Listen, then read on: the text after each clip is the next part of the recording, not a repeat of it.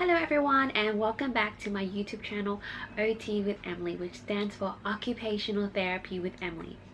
Today I'm going to share with you a great and simple analogy to help explain the most common sensory modulation disorders.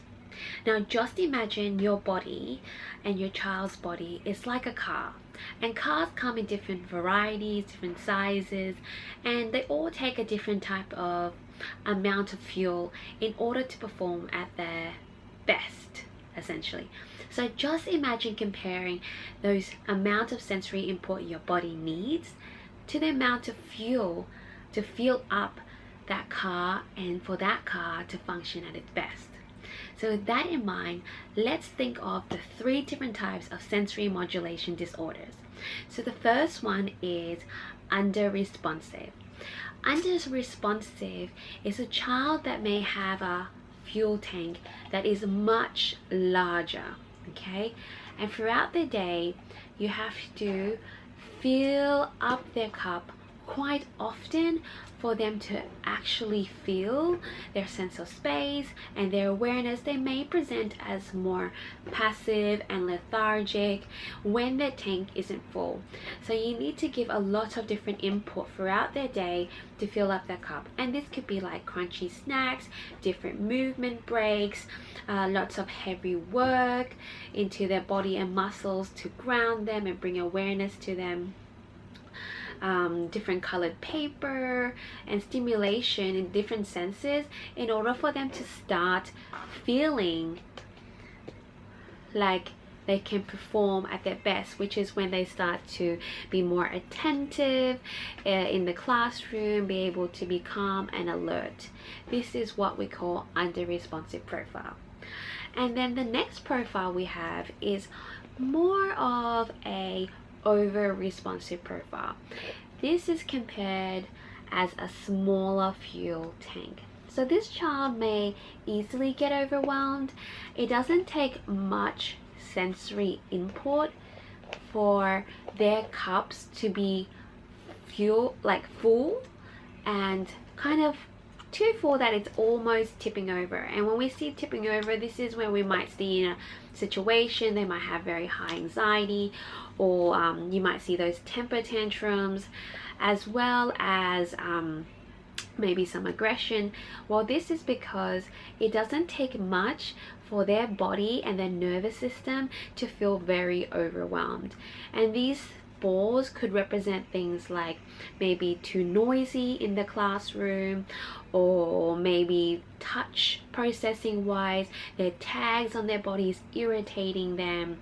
Maybe there is a smell in the classroom that they can't handle. When all these adds up, this can make the child's nervous system be too full and they're not able to pay attention as well as they could be. So we as caregivers, therapists and teachers can do things throughout their day in order to help prevent and also balance out their nervous system with different type of activities. Of course also therapeutic intervention, but we can help things in order to help calm that child. Now maybe if they're very overresponsive with sound, we can prevent that with helping them have a calm space that they could be able to self-regulate in, having visuals that is more organizing rather than overstimulating, preparing the child for changes as well. This all can be strategies to help a child who may be more on the over-responsive side. And now our last profile is a child who we often call sensory seekers or sensory craving. And they have kind of a normal size cup, kind of like in the middle. But what the problem is here is that their cup has a hole. And we often kind of give a lot of stimulation throughout the day. However, it just seems like they never get enough. So this is often when we see the parents going, you know, he's been jumping on the bed all morning, he's been running around, he doesn't really stop at all. I don't know why. I've given him all the movement he needs, he's had all the crunchy snacks, but he's still on the go. Well, this child's sensory profile is that their cup is kind of difficult to fill because it's always leaking. So this is a child who needs much more intensive input throughout their day, with lots of pre-planned activities that may include lots of heavy work or exercises, lots of deep pressure input as well, to help them be able to feel satisfied with what their body needs in order to function well.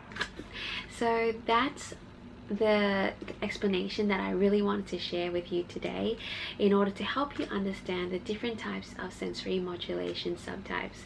Now, just to clarify that the over-responsive, under-responsive, and seeking can be different for different types of sensory area as well. So you can also be over responsive with hearing but seeking touch.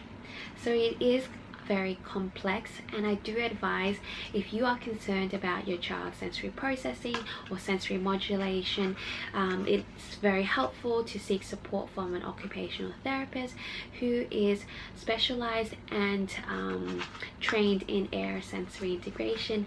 They will be able to give recommendations and intervention to help you, your child, and your family. And if you have any other questions, feel free to email me at OTwithEmily@gmail.com, and visit my website to read more information about sensory modulation and sensory integration. Thank you for watching. Bye!